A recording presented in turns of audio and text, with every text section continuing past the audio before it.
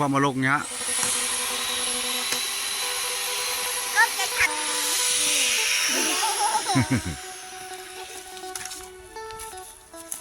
โอ้งานใหญ่อลังการท่านผู้ชมงานนี่งานอันเฮ็ดเวียกอยู่ในชั้นสูงเนาะก็คือตัดต้นม่วง นี่เริ่มลงได้ครึ่งหนึ่งละท่านผู้ชมหมอแปลงบ่ได้ไปทางไหนกันได้อัปเดตสถานการณ์ตัดต้นไม้นะให้เบิ่ง FC เก้า FC ใหม่เด้อพี่น้องนะใครก็บ่เห็นกันเนาะวานนี่ก็บ่มีคลิปลงพี่น้องนี่ตัดแล้วเพิ่นสิปลูกเฮ็ดท่านผู้ชมเนาะปลูกเฮ็ดบดเฮ็ดขาวเนาะเพิ่นสิปลูกเพิ่นเอาวิชาการมาจากเวียงจันทน์เนาะนครหลวงเวียงจันทน์นี่แต่ว่าเพิ่นให้ถ้าเฮาตัดเนาะตัดละเพิ่นจ้างเนาะประมาณ6 ล้าน10,000 กว่าบาทเนาะพี่น้องเนาะ10,000 บาทนี่แต่ว่าจักเศร้าจักสตินจักซอยเลยแม่นเศร้าเพิ่นน่ะ1 ล้านเนาะเครื่องมือบ่มีขึ้นเอาซอยเอาติดตามเบิ่งต่อไปว่าสิเป็นจังได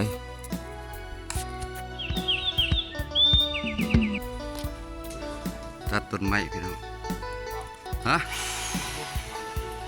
บ่ถึงเอาลงเท่าละง่า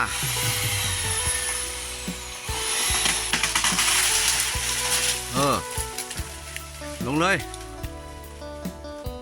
มาตัดต้นไม้พี่น้องเอ้ยต้นไม้ออกจากเฮือนจากศาลนี่บ่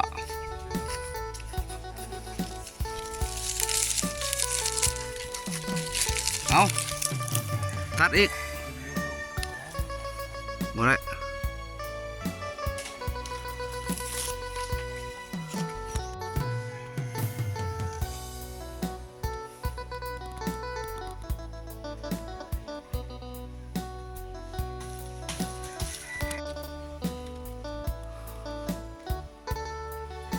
ลงมันมัด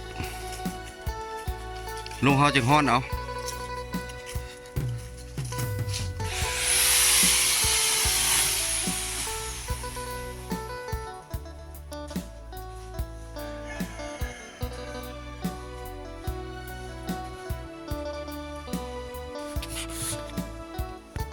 ลงแต่ละง่าซะก่อน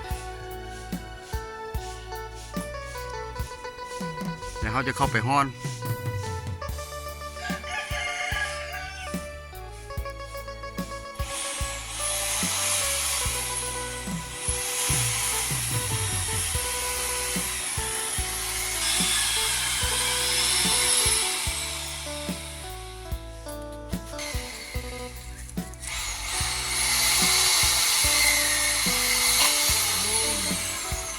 นะ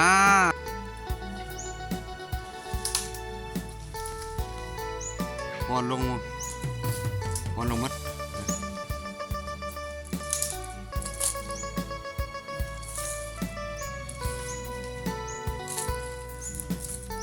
โอ้ยนายกดฝึกโป้งานใหญ่อลังการท่านผู้ชมงานนี่งานอันเฮ็ดเวียกอยู่ในชั้นสูงเนาะก็คือตัดต้นม่วง นี่เริ่มลงได้ครึ่งหนึ่งละท่านผู้ชมหมอแปลงบ่ได้ไปทางไหนกันได้อัปเดตสถานการณ์ตัดต้นไม้นะให้เบิ่ง FC เก้า FC ใหม่เด้อพี่น้องนะใครก็บ่เห็นกันเนาะวานนี่ก็บ่มีคลิปลงพี่น้องนี่ตัดแล้วเพิ่นสิปลูกเฮ็ดท่านผู้ชมเนาะปลูกเฮ็ดบดเฮ็ดขาวเนาะเพิ่นสิปลูกเพิ่นเอาวิชาการมาจากเวียงจันทน์เนาะนครหลวงเวียงจันทน์นี่แต่ว่าเพิ่นให้ถ้าเฮาตัดเนาะตัดละเพิ่นจ้างเนาะประมาณ6 ล้าน10,000 กว่าบาทเนาะพี่น้องเนาะ10,000 บาทนี่แต่ว่าจักเศร้าจักสตินจักซอยเลยแม่นเศร้าเพิ่นน่ะ1 ล้านเนาะเครื่องมือบ่มีขึ้นเอาซอยเอาติดตามเบิ่งต่อไปว่าสิเป็นจังได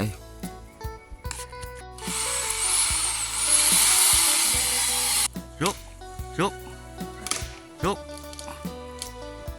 ยันลงเลย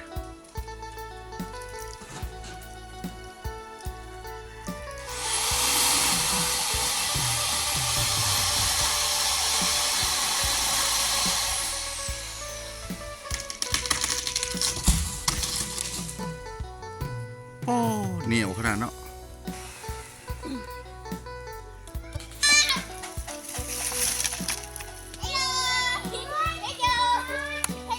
สบายดีสบายดีเพื่อนแน่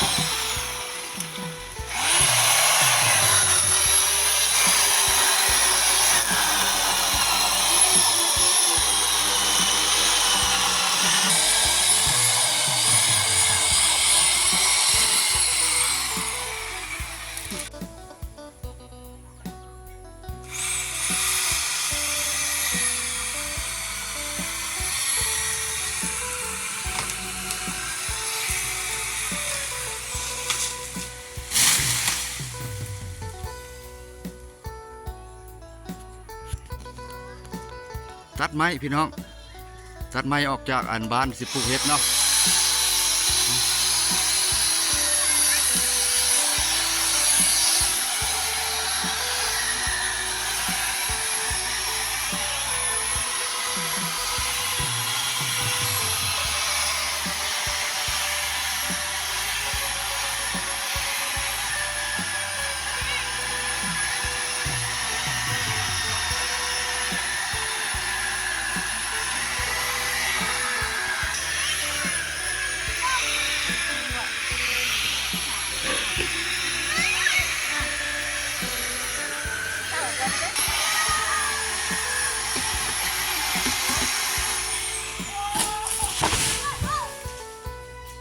เรียบร้อย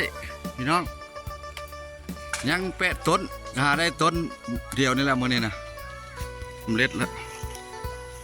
ตัดมืดมือได้แต่ต้นเดียวนี่แหละเนาะเพราะว่ามือนี่ยังอีก7 ต้นมือนี่อันนี้ไว้พื้นอันนี้ปลูกเห็ด